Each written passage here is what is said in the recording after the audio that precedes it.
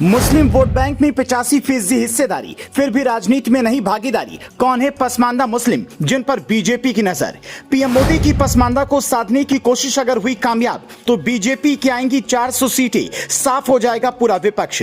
PM Modi ने एक सांस में गिना दी पसमानदा मुस्लिमों की जाति। मुसलमान बटे तो किसे होगा सबसे ज्यादा नुकसान, समझ लीजिए।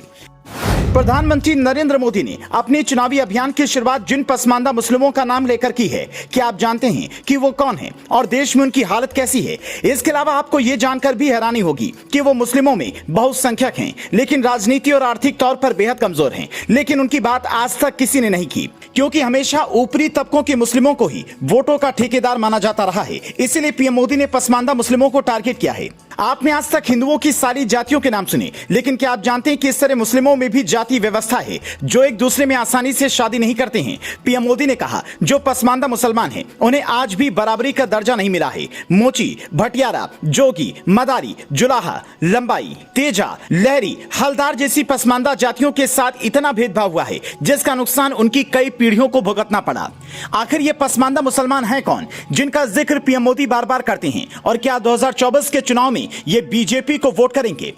मुसलमानों में पसमानदा मुस्लिम सामाजिक और आर्थिक के साथ ही राजनीतिक और शैक्षणिक रूप से भी काफी पिछड़े हैं। देश में मुसलमानों की कुल आबादी में करीब 85% पसमानदा हैं, जबकि 15% उच्च जात के मुसलमानों की आबादी है। दलित और बैकवर्ड मुस्लिम पसमानदा वर्ग में आते हैं। पसमानदा मूल रूप से फारसी का शब्द है, जिसका मतलब होता है वो लोग जो सामाजिक आर्थिक रूप से पिछड़े हैं। पसमानदा मुस्लिमों में कई जातियां हैं। मुसलमानों के ओबीसी तबके से कुंजड़े, अंसारी, मंसूरी, कुरैशी, अलवी, सलमानी, मेहतर, गोसी, धोबी, गद्दी, सैफी, सिद्दीकी, इदरीसी, वन गुज्जर, गुर्जर, बंजारा, मेवाती, गद्दी, मलिक गाढ़े, जाट और अलवी जैसी जातियां आती हैं। अब सवाल यह है कि अगर पसमानदा मुसलमानों का कुछ वोट बीजेपी को मिल जाता है तो उसे क्या फायदा होगा और नुकसान किसे होगा? तो बीजेपी के फायदे से पहले नुकसान किसका होगा ये समझ लेते हैं। लोकसभा चुनाव के परिप्रेक्ष्य में अगर देखें तो ज्यादातर मुस्लिम कांग्रेस को जाता है और कुछ राज्यों की पार्टियों में बढ़ जाता है। जैसे यूपी में सपा और बसपा के बीच बिहार में आरजेडी और जेडीयू के बीच दिल्ली में केजरीवाल और कांग्रेस के बीच बंगाल में ममता और लेफ्ट के साथ कांग्रेस को भी मिलता है।